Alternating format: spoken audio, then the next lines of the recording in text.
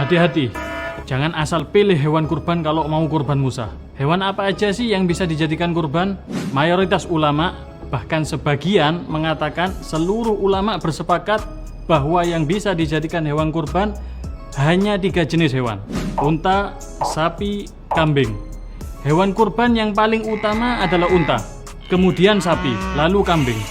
Unta dan sapi dapat dijadikan kurban untuk 7 orang. Terus syarat-syarat hewan kurban apa dong? 1.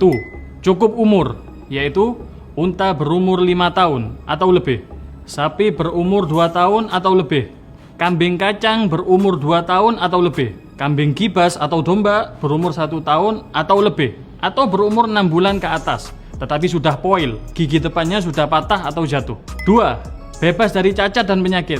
Hewan kurban harus terbebas dari cacat atau penyakit yang bisa mengurangi kuantitas daging, seperti terpotong sebagian telinganya, pincang, gila, sangat kurus, buta, dan lain-lain. Perlu gak sih niat ketika berkorban? Hukum niat ketika berkorban tergantung kepada jenis kurbannya. Pertama, wajib jika kurbannya adalah kurban sunnah, maka wajib untuk berniat kurban. Waktunya bisa ketika menyembelih atau sebelumnya.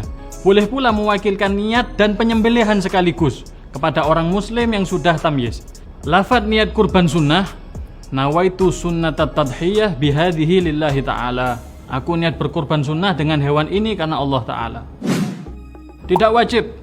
Niat kurban tidak wajib jika hewan kurban sudah ditentukan ketika bernazar. Seperti ia berkata, saya bernazar menjadikan kambing ini sebagai kurban.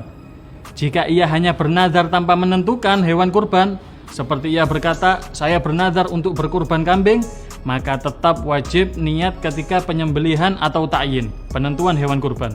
Catatan, niat ketika ta'yin dilakukan setelah masuknya waktu diperbolehkannya menyembelih kurban.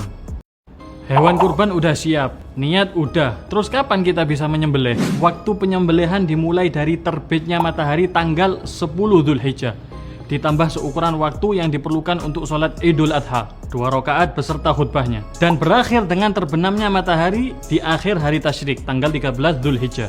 Waktu yang paling utama untuk berkurban adalah setelah melakukan sholat hari raya, sebagaimana disebutkan dalam Sahih Imam Bukhari.